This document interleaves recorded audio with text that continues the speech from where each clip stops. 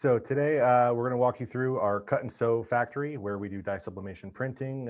We transfer prints onto fabric, and then we do cut and sew and make it into finished goods. You know, when we were starting out, we cobbled together different systems. We had our order entry system. We have, spreadsheets over here, things like that. And what we really liked about what we're using RMStudio for right now is to really tie everything together.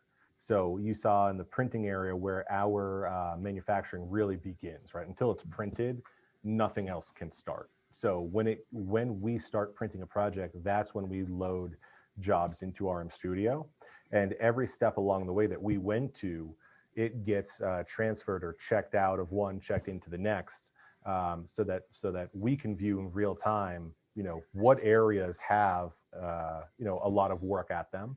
If we need to track an order, customer says, hey, we need this faster than we thought we did. Can you rush it through, right? We can see exactly where it is in production.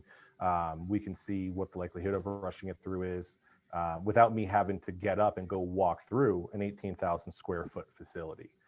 Every time I have to look for where is one. For us, we found that really beneficial.